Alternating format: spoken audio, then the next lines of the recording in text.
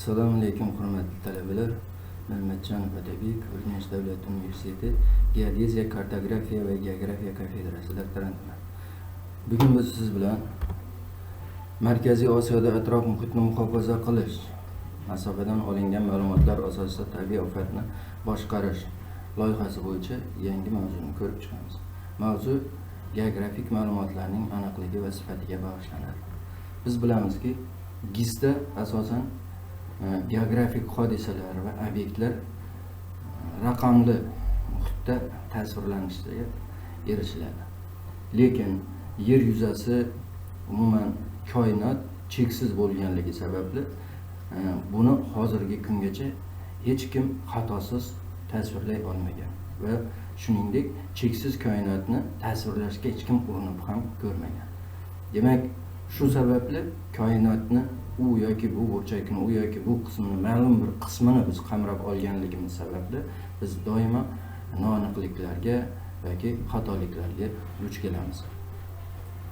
Demak, bu mavzuda ana shunday noaniqliklar va mavhumliklar haqida tushuncha beriladi. Demak, geografik fazoda ma'lum, noma'lum yoki gradient chegaralarini bo'lgan jismlarga duch kelinadi. Bunda demak, chegaralar fazoviy yoki semantik noaniqliklar bilan ifodalanadi. Demak, bu bilan nima demoqchimiz? Demak, bu bilan aytishimiz mumkinki, o'rmonlar hududi asta-sekin o'zini o'rnini siyrak o'rmonlarga, siyrak o'rmonlar butazorlarga bo'shatib beradi. Butazorlar esa o'tloqqa o'zini o'rnini bo'shatadi va o'tloqdan keyin qum yoki tarxillar boshlanadi. Lekin aynan o'sha o'rmon va siyrak o'rmonlar yoki butazor va o'rmonlar orasidagi chegarani qayerdan o'tganligini aniq belgilab berishimiz qiyin.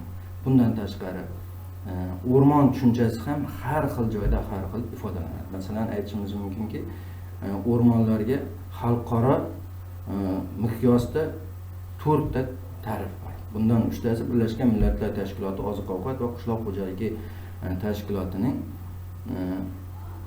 ta'riflari bo'lib, bundan bittasi umumiy, ikkinchisi rivojlangan mamlakatlarga va uchinchisi rivojlanayotgan mamlakatlar uchun taalluqli. Shu bilan birga Xalqaro o'rmon tadqiqotlari tashkilotining o'rmon haqida bergan tushunchasi va 4-chi xalqaro tushunchadir. Shu bilan birga har bitta mamlakat o'zini iqlimi, muhiti va dunyoqarashidan kelib chiqib, har bir mamlakatda o'zini milliy dunyoqarashlariga asosan o'rmonga ta'rif beriladi. Demak, mana shu narsalar bitta o'rmonni o'zida noaniqlik va chalkashliklar bilan ifodalashimizga olib keladi. Demak, shuningdek noaniqliklar va xatoliklarning orasida o'lchov xatolariga alohida to'xtalgan va o'lchov xatolarining 3 xilga bo'linishi ko'rsatib o'tilgan. Bulardan bittasi qo'pol xatolar, ikkinchisi tizimli va uchinchi tasodifiy xatolar. Qo'pol xatolarga demak, bunday xatolar uchragan paytda u takroriy o'lchovni amalga oshirish orqali yo'q qilinishi va to'g'rilanishi mumkin. Chunki qo'pol xatolar tez ko'zga tashlanadi. Masalan, aytishimiz mumkin, rasmlarda ko'rinib turibdi. Turistlar uchun belgilangan belgi, ko'rsatilgan belgida GPS tizimlariga ishonmaslikni, ular adashishini ko'rsatgan. Ikkinchida esa, ikkinchi rasmda, demak, britaniyalik ayol GPS ga ishonib kelayotgan holda yo'ldan chiqib ketib, daryoga mashinasi bilan g'arq bo'lgan. Endi bunda uni mashinasini 96 ming funt sterling turishi ham mashinasini, demak, daryoda kema kabi suzib yurishga imkoniyat bermaydi. Demak, mana bu xatolar qo'pol xatolar tarkibiga kiradi. Shuningdek, tizimli xatolarga ham mavzuda ta'rif berib o'tilgan va tasodifiy xatolarga ham to'xtalingan. Tasodifiy xatolar, demak, qo'pol va tizimli xatolarga qaraganda qiyinroq xatolar hisoblanadi, chunki ularni kelib chiqishi va to'g'rilash usullari juda ham noma'lum. Ya'ni qachon bunday xatolarga yo'l qo'yilishi mumkinligini aniq aytib bera olmaymiz. Lekin bunday xatolarni ko'rib chiqqanimizda aniqlik hamda to'g'rilikka alohida e'tibor berishimizga to'g'ri keladi. Odatda aniqlik va to'g'rilik bir xil tushunchadek tuyuladi, lekin bular haqiqatda bir xil tushunchalar emas. Aniqlik deganimizda bu o'lchanadigan qiymatni haqiqiy qiymatga qanchalik yaqinligi tushuniladi. Masalan, biz o'rganayotgan hududdagi dala, bizning ma'lumotimizdagi dala maydoni bilan haqiqiy dala maydoni bir-biriga to'g'ri keladimi yoki yo'qmi? Yoki bo'lmasam biz ko'rib chiqayotgan viloyat yoki tuman hududi bilan haqiqiy o'sha tabiiy sharoitdagi o'sha tuman hududi to'g'ri keladimi yoki yo'qmi?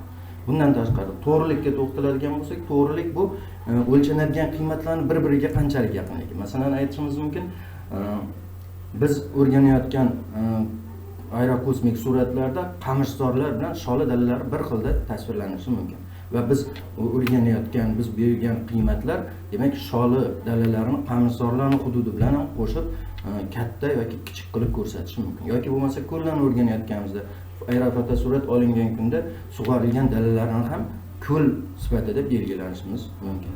Demak, ana shu joyda bir-biriga bog'liq, bir-birini to'ldiradigan yoki bir-biri bilan qanchalik yaqin bo'lgan obyektlar bu joyda aniq ko'rsatilishi, demak, to'g'rilik deb nomlanadi. Shuningdek, ma'ruzada demak tematik atributlar uchun xato modeliga to'xtalgan. Bunda demak tasodifiy xatolarni tuzatishda chalkashlik matritsasidan foydalanish ko'rsatilgan. Chalkashlik matritsasida foydalanganimizda demak bu bizdagi ma'lumotlar bo'yicha jadvalda ko'rinib turibdi. Ekinzorlar jami 74 ta ekinzor berilgan. Lekin joyga chiqib o'rganish natijasida ekinzorlar bor yo'q bitta ekanligi, bo'z yerlar 4 ta, suv maydonlari 2 ta, keng bargli o'rmonlar 10 ta, yaylovlar 2 ta, igna bargli o'rmonlar 12 ta va shahar joylari 3 ta ekanligini bildirgan. Demak, chalkashlik matritsasidan foydalanadigan bo'lsak, biz faqat diagonal bo'yicha oladigan ma'lumotlarimiz bu yerda haqiqiy ma'lumotlarni beradi. Qolgan ma'lumotlar esa noto'g'ri ma'lumotlar hisoblanadi. Shuningdek, demak, tematik atributlar uchun xato modeli da miqdoriy tematik ma'lumotlar, kvadrat maydondagi o'rtacha xatolar, standart og'ish hamda aylana standart xatolarga to'xtalgan va bundagi demak perkal bog'lama yoki epsilon bog'lama yordamida bularni to'g'rilash usullariga ham to'xtalib o'tilgan. Shuningdek, geografik ma'lumotlarning sifatiga alohida baho berilgan. Bunda demak sifat bilan bog'liq tushunchalar, aniqlik, demak bu o'lchanadigan qiymatning haqiqiy qiymatga yaqinligi, to'g'rilik, bu o'lchanadigan qiymat bir-biriga yaqinligi, ishonchlilik, demak biz olayotgan ma'lumotni qanchalik haqiqatga yaqinligi, ya'ni ishonarli ekanligi, to'liqlik, demak biz olayotgan ma'lumotlar to'liq voqea yoki hodisani qamrab bera olishi hamda muvofiqlik, demak ana shu davrga, shu vaqtga nisbatan ma'lumotlar aniq muvofiq kelishi yoki kelmasligi yoki ziddiyatlarga ega bo'lishi, bu demak sifat bilan bog'liq tushunchalar hisoblanadi. Shuningdek, sifat ko'rsatkichlariga ham alohida ahamiyat berilgan. Sifat ko'rsatkichlari bo'yicha demak ma'lumotlarni yetarliligi tufayli yuzaga keladigan xatolar, emissiya xatolari, ma'lumotlarni ortiqchaligi tufayli yuzaga keladigan xatolar, komissiya xatolari deb nomlanishi va ular haqida ma'lumotlar berilgan. Shuningdek, demak ma'lumotlarni sifatiga baho berganda xalqaro ko'rsatkichlardan foydalanishimiz, ya'ni xalqaro standartlar 19-100 seriyasidagi berilgan tartib tamoyillar orqali amalga oshirilishi lozimligi ko'rsatilgan. Bunda demak ISO 19113 geografik ma'lumotlarning sifati tartibga soluvchi prinsiplarni o'z ichiga olishi, ISO 19114 geografik ma'lumotlarning sifatini baholash tartibini tasdiqlashi va ISO 19138 ularning sifatini o'lchash usullarini taklif qilishini ko'rsatib o'tilgan.